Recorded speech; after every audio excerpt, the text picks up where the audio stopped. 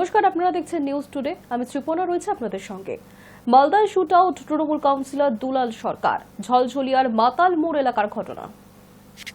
সকালে মালদায় তৃণমূল নেতাকে লক্ষ্য করে ছোড়া হলো গুলি ফুঁড়ে যায় নেতার মাথা। মাটিতে লুটিয়ে পড়লেন মালদা ইংরেজ বাজার পৌরসভা তৃণমূল কাউন্সিলর। জখম অবস্থায় বাবলা সরকারকে উদ্ধার করা হয়। মালদা মেডিকেল কলেজ ও হাসপাতালে ভর্তি করানো হয়েছে তাকে। তৃণমূল নেতার শারীরিক অবস্থা অত্যন্ত সংকটজনক। কে বা কারা গুলি চালালো তা খতিয়ে দেখছে পুলিশ। জানা গিয়েছে বৃহস্পতিবার ঘড়ির কাঁটায় সকাল 10টা ঝলঝলিয়ার মাতাল মোড় এলাকায় দলীয় কার্যালয় থেকে বেরোন দুলাল সরকার ওরফে বাবলা সরকার। সেই সময় বাইকে করে 3 যুবক এসে তৃণমূল কাউন্সিলরকে লক্ষ্য করে পরপর গুলি চালায়। রক্তাক্ত অবস্থায় মাটিতে লুটিয়ে পড়েন তৃণমূল কাউন্সিলর। একটি গুলি তার মাথায় লাগে। স্থানীয়দের দাবি আরেকটি গুলি তার কাঁধেও লাগে।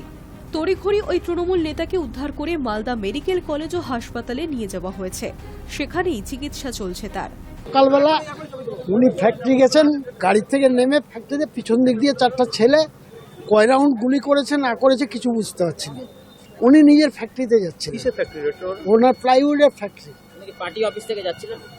নিজের পার্টি অফিস থেকে বাড়ির থেকে পার্টি অফিস হয়ে ফ্যাক্টরি যাচ্ছিলেন। কেমন আছে অবস্থা? কিচ্ছু বলতে পারছি না। ওটি চলছে 10:15। কোন জায়গাটায় হয়েছে? প্রতিদিনই যেতেন ওখানটা? হ্যাঁ, প্রতিদিনই যান। টাইমিং কোনো ইয়ে নাই। কেউ রেকি করেছে আগের থেকে, নিশ্চয়ই পরিকল্পনা তো হতেই পারে। পিছন দিক দিয়ে গুলি করেছে, কোথায় লেগেছে ওনার জ্ঞানও নেই, বলতে পারছি না। ঘটনার তদন্তে নেমেছে ইংরেজ বাজার থানার পুলিশ। কে বা কারা গুলি চালালো তা খতিয়ে দেখা হচ্ছে। বাইকে চড়ে আসা যুবকদের মাথায় হেলমেট থাকায় তাদের চেনা সম্ভব হয়নি। এলাকার সিসিটিভি ফুটেজ খতিয়ে দেখা হচ্ছে। এদিকে শুট আউটের ঘটনার খবর পেয়ে হাসপাতালে পৌঁছন জেলা শাসক নিতিন সিনহানিয়া এবং পুলিশ সুপার প্রদীপ কুমার যাদব। যান ইংরেজ বাজার পৌরসভার চেয়ারম্যান কৃষ্ণেন্দু নারায়ণ চৌধুরী। আমরা যেটুকু শুনলাম 3টা বছর বুঝেছি, কারণ এখন বলা খুব মুশকিল। পুলিশ ইনভেস্টিগেশন করছে। খুব ভালো ছেলে ছিল আমাদের, আমার তো দীর্ঘদিনের সাথী। তৃণমূলের শুরু থেকেই ও আমাদের সঙ্গে আছে। আমাদের ভাইস চেয়ারম্যান ছিল দীর্ঘদিন, সিনিয়র কাউন্সিলর ছিল, সভাপতি কিছুদিনের জন্য ছিল। তারপরে ছিল আমাদের এখন ভাইস প্রেসিডেন্ট আছে। এখন এটা কোনো বলা যায়। এর আগে অনেকদিন আগে একবার গুলি করার চেষ্টা করছে।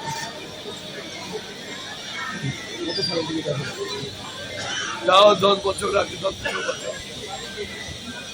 সেই সময় তাহলে কি না, যে ছেলেটা ধরা পড়েছে। Hi News Network. জামিন খারিজ চিন্ময় কৃষ্ণ দাসের। বৃহস্পতিবার চট্টগ্রাম মহানগর দায়রা আদালতে ছিল সন্ন্যাসী চিন্ময় কৃষ্ণ দাসের জামিনের শুনানি। আর সেখানে বৃহস্পতিবার ছিল সন্ন্যাসী চিন্ময় কৃষ্ণ দাসের জামিনের শুনানি। চট্টগ্রামের মহানগর দায়রা আদালত বৃহস্পতিবার ধৃত সন্ন্যাসী চিন্ময় কৃষ্ণ দাসের জামিনের আবেদন খারিজ করে দেন। প্রায় আধ ঘণ্টা শুনানির পর সরকারি আইনজীবী মফিজুর হুক ভুইয়ার আবেদন মেনে দায়রা বিচারক মোহাম্মদ সাফিকুল ইসলাম ধৃত সন্ন্যাসী জামিনের আবেদন খারিজ করেছেন।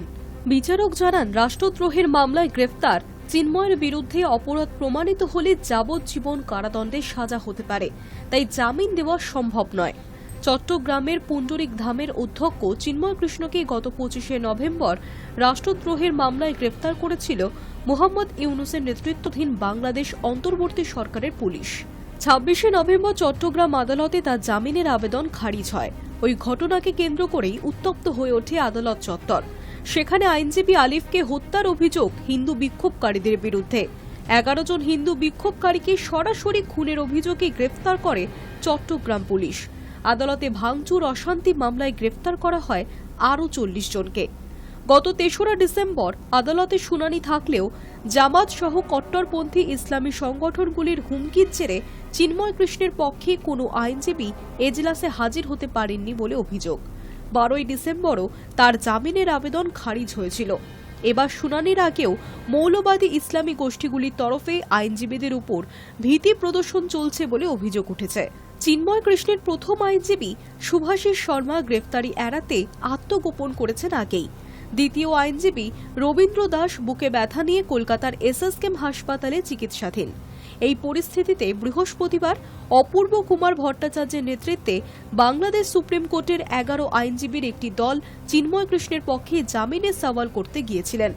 বাংলাদেশের সংখ্যালঘু সংগঠন সম্মিলিত সনাতনী জাগরণ জোটের অন্যতম নেতা এই অপূর্ব। চিন্ময় কৃষ্ণ ওই সংগঠনেরই মুখপাত্র। অভিযোগ, বৃহস্পতিবার আদালত চত্বরে জামাতপন্থী আইনজীবীরা চিন্ময় কৃষ্ণের জামিন না দেওয়ার দাবিতে স্লোগান তোলেন। Hi News Network. চুরি যাওয়া কত বই উদ্ধার হয়েছে? স্কুলে 2 লক্ষ বই চুরির মামলায় রাজ্যের কাছে রিপোর্ট তলব হাইকোর্টের। চুরি যাওয়া কত পাঠ্য বই উদ্ধার হয়েছে রাজ্যের কাছে রিপোর্ট চাইল কলকাতা হাইকোর্ট। প্রধান বিচারপতি টি.এস. শিবজ্ঞানম এবং বিচারপতি হিরণময় ভট্টাচার্যের ডিভিশন বেঞ্চে বৃহস্পতিবার মামলাটি শুনানি হয়। ডিভিশন বেঞ্চ তখন রাজ্য সরকারকে প্রশ্ন করে, চুরি যাওয়া কত বই উদ্ধার সম্ভব হয়েছে, কত ছাত্রছাত্রী বই পায়নি, তাদের পড়াশোনার জন্য কি পদক্ষেপ করা হয়েছে।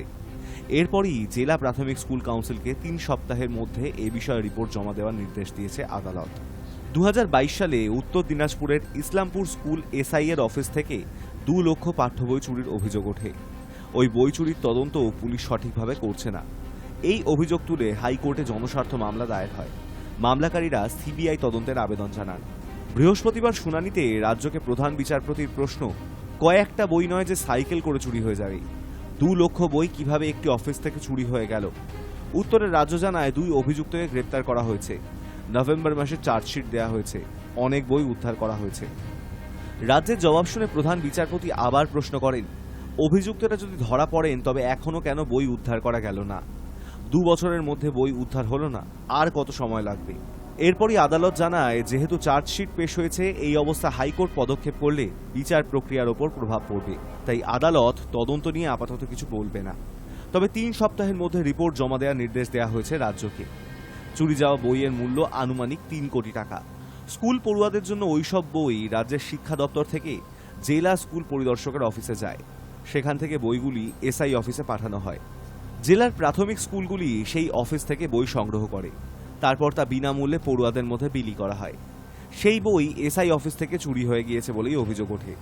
হাইকোর্টে গ্রামবাসীদের আবেদন, ঘটনা তদন্ত সিবিআই সিআইডির মতন কোনো নিরপেক্ষ সংস্থাকে দিয়ে করানো হোক। সেই আবেদন গৃহীত হয়। Hi News Network. Bharat Bangladesh সীমান্ত এলাকা থেকে উদ্ধার বিপুল পরিমাণ আমেরিকান ডলার এবং বাংলাদেশি টাকা। উদ্ধার বিএসএফ এর। সূত্রের খবর, কোচবিহারের ভারত বাংলাদেশ সীমান্তে ঝিকড়িতে 138 নম্বর ব্যাটালিয়ন বিএসএফ জওয়ানরা ওই বিদেশি নোটগুলি উদ্ধার করেছে।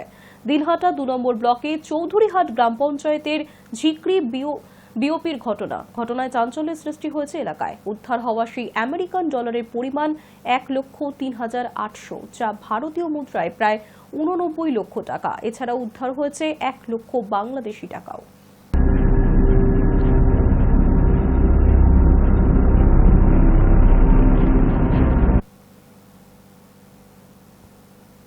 খোদ রোহিতের উপরে কি কোপ পড়বে? সিডনি টেস্টে অধিনায়কের খেলা নিয়ে জল্পনা গম্ভীরের কথায়।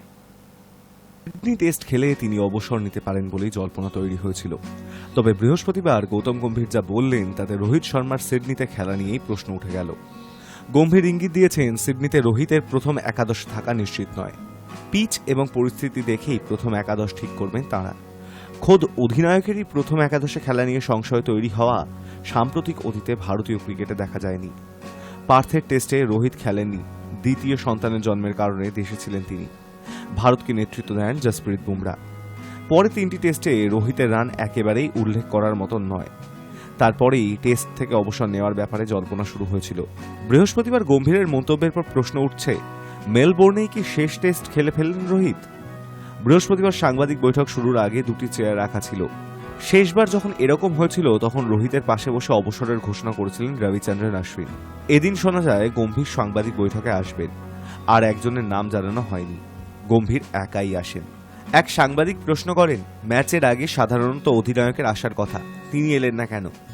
গম্ভীর উত্তর দেন, রোহিত ঠিকই আছে, অধিনায়কের সাংবাদিক বৈঠকে আসা তো কোনো প্রথা নয়, কোচ তো এসছে, আশা করি সেটাই যথেষ্ট। আপাতত উইকেট দেখে প্রথম একাদশের ব্যাপারে চূড়ান্ত সিদ্ধান্ত নেব। এরপর গম্ভীরকে জিজ্ঞাসা করা হয় রোহিতকে নিয়ে ভারতের পরিকল্পনার কথা। গম্ভীর বলে, এখনই বললাম, আগে আমরা উইকেট দেখব, তারপর কাল প্রথম একাদশ বেছে নেব। রোহিতের অন্তর্ভুক্তি নিয়ে নিশ্চিত কোনো উত্তর শোনা যায়নি তার মুখে। Hi News Network. নজর রাখবো ওয়েদার আপডেটে। বছরের শুরুতেই রাজ্য জুড়ে জাঁকিয়ে ঠান্ডা। কলকাতায় 13 ডিগ্রিতে নামল পারদ। বৃহস্পতিবার সর্বনিম্ন তাপমাত্রা 13.2 ডিগ্রি সেলসিয়াস, স্বাভাবিকের থেকে যা 1 ডিগ্রি নিচে। বুধবার কলকাতার সর্বনিম্ন তাপমাত্রা ছিল 14.2 ডিগ্রি। সপ্তাহান্তে পারদ কিছুটা ঊর্ধ্বমুখী হবে। আগামী সপ্তাহে ফের আবহাওয়ার পরিবর্তন। মঙ্গলবারে বছরের প্রথম তুষারপাত হতে পারে দার্জিলিংয়ে। এছাড়াও দার্জিলিং, কালিম্পং, জলপাইগুড়ি, আলিপুরদুয়ারে হালকা বৃষ্টির সম্ভাবনা থাকছে।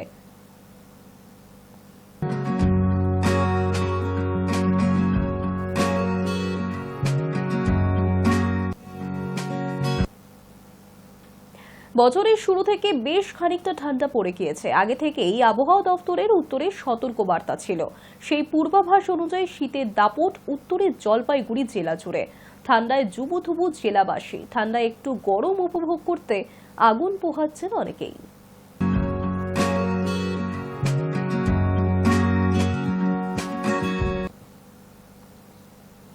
নিউজ টুডে এখনকার মতো এই পর্যন্তই। দেখতে থাকুন হাই নিউজ, নির্ভীক নিরপেক্ষ।